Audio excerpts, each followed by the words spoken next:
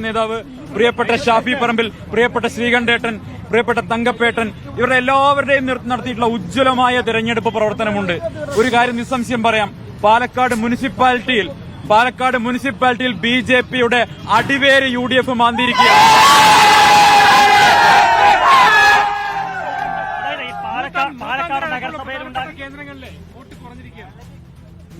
ഞാൻ പറഞ്ഞല്ലോ സന്ദീപ് വാര്യർ ഒന്നുമല്ലാത്തവനാണ്. സന്ദീപ് വാര്യർ ചീള് കേസാണ്. ഒരു സന്ദീപ് പോയാൽ 100 സന്ദീപ് വരും. മനസ്സിലായല്ലോ? ഇത് മുഴുവൻ ഞാൻ ആദ്യത്തെ പത്രസമ്മേളനത്തിൽ പറഞ്ഞൊരു കാര്യമുണ്ട്. ഇവര് വഞ്ചിച്ചിരിക്കുന്നത് ബലിദാനികളെയാണ്. ഇതിന്റെ ഉത്തരവാദിത്തം, ഈ പരാജയത്തിന്റെ ഉത്തരവാദിത്തം കെ സുരേന്ദ്രനാണ്. സുരേന്ദ്രൻ രാജിവെക്കാതെ, സുരേന്ദ്രൻ പുറത്തു പോകാതെ BJP എന്ന രാഷ്ട്രീയ പ്രസ്ഥാനം കേരളത്തിൽ രക്ഷപ്പെടാൻ പോകുന്നില്ല. പക്ഷെ ഞാൻ ആഗ്രഹിക്കുന്നത് അയാളെ രാജിവെക്കേണ്ടെന്നാണ്.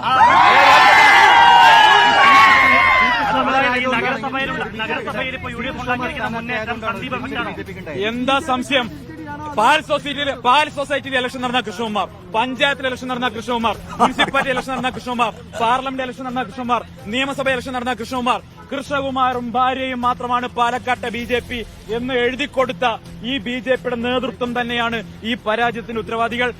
കെ സുരേന്ദ്രനെയും അദ്ദേഹത്തിന്റെ സംഘാംഗങ്ങളെയും മാരാർജിയിൽ നിന്ന് അടിച്ച് പുറത്താക്കി ചാണകവെള്ളം തെളിച്ച് ശുദ്ധീകരിക്കാതെ ആ പാർട്ടി കേരളം രക്ഷപ്പെടാൻ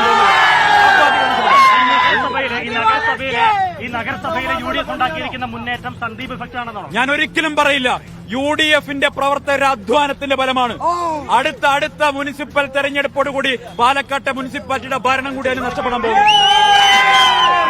ഇന്നത്തെ എന്തായാലും വലിയ മാസ് ബൈറ്റ് സന്ദീപിന്റെയാണ്, സംശയമില്ല. സന്ദീപ് ഒരു ചീള് കേസാണെന്ന് പലരും പറഞ്ഞു. ഞാനൊന്നും അവകാശപ്പെടുന്നില്ല എന്ന് പറയുമ്പോ തന്നെ എന്നെ ഇറക്കി വിട്ടിട്ട് തോറ്റതാണ് ഇതെന്നാണ് സന്ദീപ് പറയാൻ പറ്റും. സന്ദീപ് പറയാൻ പറ്റും. ബഹിരാകാശത്തുള്ള നേതാവാണ്. ഒരു പ്രതികാരവുമില്ല. ഞാൻ വളരെ നിസ്വാർത്ഥനായിട്ടുള്ള പൊതുപ്രവർത്തകനാണ്.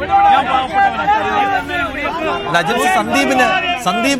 സന്ദീപിന്റെ കൂടെ വോട്ടില്ല എന്ന് പറഞ്ഞവർക്ക് ഒരു മറുപടി പറയാനുള്ളത് പ്ലോട്ടാക്കി ഉപയോഗിക്കാതിനെ.